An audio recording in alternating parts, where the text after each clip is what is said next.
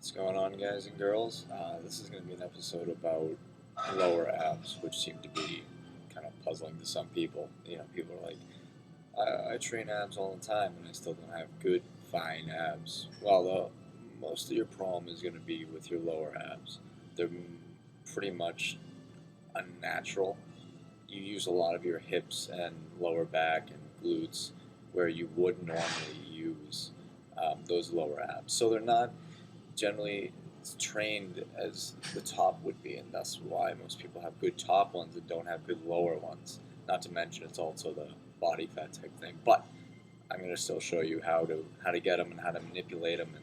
All right, this is about as compound as I'm going to get. These are gorilla chin-ups. They basically are one of the hardest ab workouts besides if you held it at the top and twisted it. I've seen some people do that. It's kind of weird. Basically what I'm doing is letting my hips come forward, that way it engages the lower abs, but this is also intensive, very intensive on the abs. And towards the end here, you see I can barely get them up, and I'm just doing half reps and keeping that extension going. They're very effective for lower abs. Alright, these are just leg raises, nothing really too fancy about them, but I'm using the same principle I did before, where I'm letting my hips kind of go forward as I'm doing it. So when I'm coming up with the knees, I let the hips roll kind of out. That way the lower abs have to engage and have to stabilize. The other thing you might see if you look at how my knees and legs are going is sometimes I will go knees up opposed to leg out type thing. Like right there, I just do knees spread out more. What that's basically doing is the blood is starting to get really centralized in a certain area.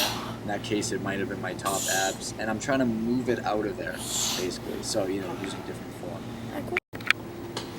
Alright, you'll definitely notice a pattern on this one. This is very odd form for this, if you notice. It almost looks like it's kind of like a back exercise. I'm letting my hips come forward as they come up because it does engage the lower abs like in the other ones, right? But this time it stabilizes it and it has much more weight. You can use much more weight for it. So it's kind of the elongation of your legs, although your legs are planted.